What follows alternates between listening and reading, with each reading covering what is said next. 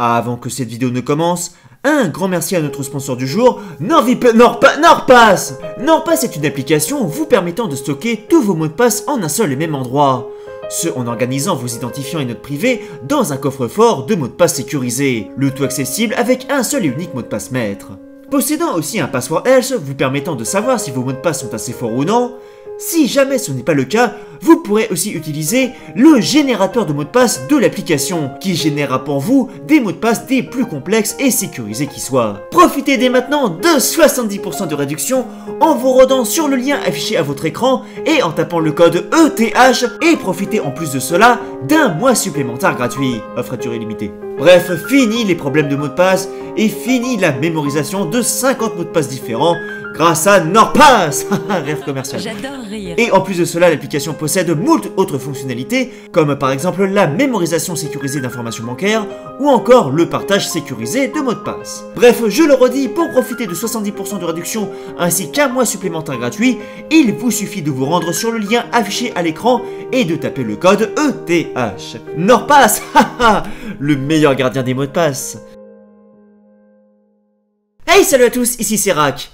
Et aujourd'hui, on va parler du dernier prisonnier de l'Allemagne nazie détenu en Russie. Détenu à Moscou depuis 1946 et mort récemment le 22 mai 2020 à l'âge de 84 ans, il s'agit de Saturne, un alligator en provenance du Mississippi qui, selon la légende, aurait appartenu à Adolf Hitler. Sur ce, j'espère que ça vous plaira et c'est parti. L'histoire du petit Saturne débute aux États-Unis en 1936 dans un fleuve du Mississippi, situé dans l'état du même nom, où ce dernier est capturé peu après son éclosion, ce pour être transféré en Allemagne nazie dans le jardin zoologique de Berlin. En effet, en 1936, le zoo de Berlin, qui se dirigeait vers son 100e anniversaire, avait alors entrepris des travaux d'agrandissement en créant de nouveaux espaces extérieurs pour ses lions, loups et ours bruns, et recherchait dans sa politique d'extension de nouveaux alligators pour qu'ils soient exposés dans son aquarium. C'est ainsi que le dénommé Saturne fit son entrée dans le zoo aux côtés d'autres alligators. Et c'est d'ailleurs aussi cette même année, peu après son arrivée, que des rumeurs concernant son appartenance à Hitler commencèrent à apparaître. En effet, en 1936, l'Allemagne, qui organisait les Jeux Olympiques, vit l'arrivée de journalistes du monde entier pour couvrir l'événement. Sachant que le Führer aimait visiter le jardin zoologique de Berlin, des rumeurs disant que ce dernier possédait une collection d'animaux privés commencèrent à apparaître, dont une disant que l'alligator était en fait son animal préféré parmi cette collection. Une rumeur peut être lancée par un journaliste soviétique. Bien que non fondée, et fausse, Hitler a cependant certainement bel et bien rencontré Saturne, ce de par ses multiples visites au zoo durant la fin des années 30. Après, de là à dire que Saturne était son préféré, c'est impossible à dire.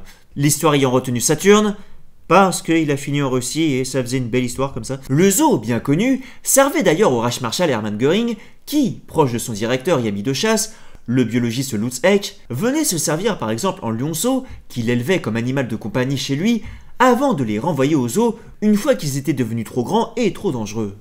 Bref, coulant des jours heureux et paisibles dans son aquarium au milieu de ses congénères, au milieu de la Seconde Guerre mondiale cependant, l'aviation allemande, ne parvenant plus à contenir les forces alliées sur tous les fronts, les bombardements vers la capitale commencèrent à s'intensifier, et le fameux zoo ne fut pas épargné.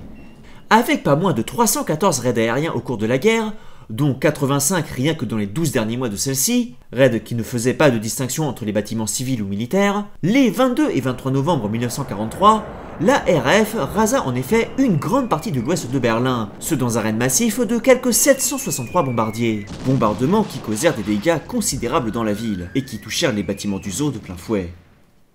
Les enclos, détruits, libérèrent ainsi de nombreux animaux, fauves, éléphants, singes et j'en passe. Tandis qu'un incendie, déclenché de par les bombardements, ainsi que les canalisations d'eau qui avaient été d'eux-mêmes détruites, finirent de ravager la grande partie des bâtiments qui restaient encore debout, laissant ainsi le zoo en ruine. Environ 30% des animaux périrent ainsi, dont 4 crocodiles qui furent retrouvés dans une rue plus loin, éjectés de par la puissance de l'explosion d'une des bombes, donnant une idée du niveau de destruction. La plupart des animaux survivants étant pour leur part retrouvés en train d'errer dans les rues berlinoises autour du parc. Lions, tigres, alligators et j'en passe se mettant à arpenter les rues à la recherche de nourriture, ou servant eux-mêmes de nourriture pour les Berlinois affamés. Nous avions de la viande qui nous sortait des oreilles, déclara à ce propos le directeur du zoo peu après l'accident. Beaucoup d'animaux comestibles qui avaient été victimes du raid aérien se sont retrouvés dans la marmite. Les queues des crocodiles étaient particulièrement savoureuses, Cuits tendres dans de grands récipients, elles avaient le goût du poulet gras. Les cerfs morts, les buffles et les antilopes fournissaient des centaines de repas à l'homme et à la bête. Plus tard, le jambon d'ours et la saucisse d'ours étaient un mets délicat particulier. Bref, un véritable buffet exotique qui fit, combiné au bombardement, que sur les 4000 animaux que contenait à la base le zoo, seulement 91, selon les rapports de ce dernier, survécurent à la guerre. Mais Saturne, pour sa part, échappa au festin et disparut, ce avant de ne réapparaître qu'après la fin de la guerre en 1946. On ne sait pas vraiment ce qu'il était devenu de ce dernier durant ces 3 années. L'ancien archiviste du zoo de Berlin, Dietmar Jarowk, ayant suggéré que Saturne avait peut-être été pris dans son domicile par un habitant. À l'époque, il y avait assez de gens fous à Berlin qui gardaient de tels animaux à la maison. Ce n'était pas interdit. Ou alors, il s'est réfugié dans les égouts, tout est possible. Bref, survivant donc à la guerre et au siège de Berlin par l'armée rouge, qui n'ait réussi, malgré les tirs d'artillerie et les bombardements, à le faire déloger de son antre, il ne refait finalement surface qu'en 1946, quand l'ouest de Berlin tombe finalement sous occupation britannique. Abandonné par son propriétaire, ou alors regagnant la surface de par la tranquillité enfin régnante. L'on peut imaginer ce qu'on veut. Ou alors, il voulait pas se faire capturer par les Russes. Mais mal lui en est pris, puisque capturé par des soldats britanniques et renvoyé dans un premier temps dans son aquarium d'origine, au vu du sale état dans lequel il se trouvait, ces derniers décidèrent de l'envoyer au zoo de Leipzig, qui se trouvait alors sous occupation russe. Zoo où de là, il est transféré à Moscou en juillet de la même année. Avec un python indien. Considéré comme une prise de guerre, il devient rapidement une attraction populaire du zoo de la capitale russe, étant alors le seul alligator américain visible de tout Moscou, et probablement de toute la Russie.